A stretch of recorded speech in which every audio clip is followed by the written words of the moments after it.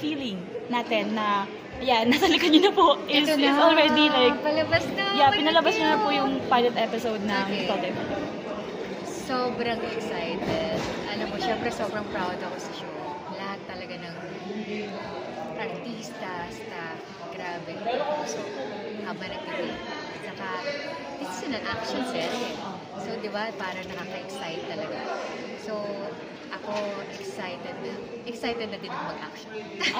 So first time niyo po ba to na action series? No, may action na ako before. Pero sa TV talaga, this is my first time. First time din. Pero since yun na nga, makikita na natin yung character mo later on sa pilot episode, pwede niyo po ba kaming dalhin kami sa character na pagbibidahan niyo po sa Totoy Bato? Okay. Ang character ko dito si Amber Castillo. Anak ko ng isang mayaman, ma-influensya sa lugar na yon na si Mon Confiado at si Jackie Lou Blanco. Kapatid ko din dito si Ivan Padilla. So, kami yung nagmamay-ari ng buong na yun. So, siyempre gagawin lahat ng aking ama para siyempre makuha lahat ng kapangyarihan sa buong na yun.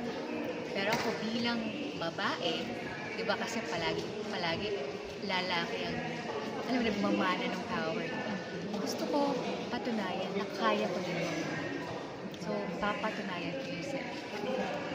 Okay po. So, since na-mention nyo naman po na family kayo, so how was it working with those people like Mon Confiado? Like, we know him naman po, di ba? Yes, so, nakatrabaho ko na si Mon Confiado. But Jackie Lou Blanco, first time siya makatrabaho. Siyempre, starstruck ko. Pero silent lang ako kasi nahihiya ako, di ba?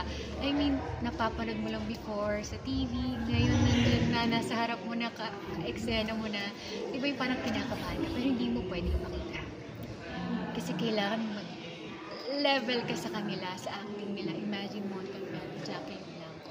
At syempre sa Ivan Padilla na napakagaling sa action. So alam mo yung kailangan kahit kinakabahan mo, na alam ko ang galing-galing ng mga kaksena ko. Kailangan ko kalmayin yung sarili para makapag-perform. Okay po. So since this is an action series, kumusta yung naging preparation ng isang Cindy Miranda para sa action series na Totoy Bato? Ganda lang. Joke! And then, of course, yung binasa ko talaga yung script talaga. Kasi syempre, kailangan mo maintindihan talaga yung kwento para makapag-perform ka mabuti. Mas marami pang surprise. Syempre, hindi ko sabihin. Perform ako, paano ba? More on talaga internalization ng character. Para iba naman yung mapakita ko. Para level up. Every time na may bago akong role or characters na ginagawa. So, pwede nyo rin po bang i-share sa amin yung naging mga, syempre, diba iba po kapag nasa in character na kayo. So, outside natin sa character nyo bilang parte ng Totoy Bato, so kayo as like artista na magkakasama sa taping, so how was it? How was working with everyone? Like Kiko Estrada, Bea Benene? How was it po? Ang saya. As in, kasi syempre, pagka ganyan, di ba, sobrang paguran, napaka-stressful, lalo na pagkabuyan. Pero napaka-chill ng set namin. Kasi yung bait-bait ng director namin, si Direk Alvin lang. And of course, sila Direk Cyro. Lahat sila parang, alam mo yung parang pwede kang magbigay ng ideas mo. Tapos alam mo yung kwentuhan lang kayo habang naghihintay kapag minubutin ito. Saka syempre, parang sabi ko nga sila, yung mga veteranong actor. Ang dali kausap. Kasi kinakausap ka nila, nakikipagkwentuhan sila sa'yo. Kahit, alam mo ikaw, baguhan ako kumpara sa kanila. Walang bago, walang mulata. Lahat kami magkakasama sa isang. So, never naman po kayo na pressure since you mentioned na bago lang kayo. Pressure na pressure. Pero masaya kasi, alam mo yung, hindi ka nila tinuturing iba. Tinuturing ka nilang parang walang nila. Daming pagkain. Pagkain. Kaya masaya.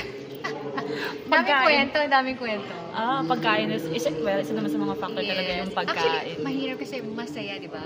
Kwentuhan kayo. Tapos biglang seryoso na. Siyempre, kapag eksena mo na, kailangan bumalik ka na naman doon sa character. Kasi meron akong history na kapag gumagawa ko ng movies, in character ako. Pagdating ko sa set, ako na yun. Kung tahimik ako, kung galit ako palagi yun. Pero this time, masaya ako kasi parang relax na ako. Alam mo yung, I'm okay. I can talk with them, I can laugh with them. And then, mamaya, seryoso na. Mga kapatid na ko, pinapalabas ba? Ayan. Ayan na oh. Pinapalabas na po ngayon ang Totoy Bato. Sana mapanood nyo kasi napakaganda po ng action serye na to. Siyempre, Carlos J. Caparasto. Ito yung pinagbidahan dati ni FPJ. Ito naman ngayon naman makikita nyo si Kiko Estrada. Kakaibang Kiko Estrada naman ang makikita nyo dito. From Lumuhod Ka sa Lupa, eto na siya.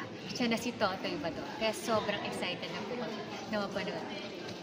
Mga kapatid, simula na po ng Totoy Bato. Panoorin niyo po after Frontline Pilipinas at bago mag-FTJs, Batang Quiapo.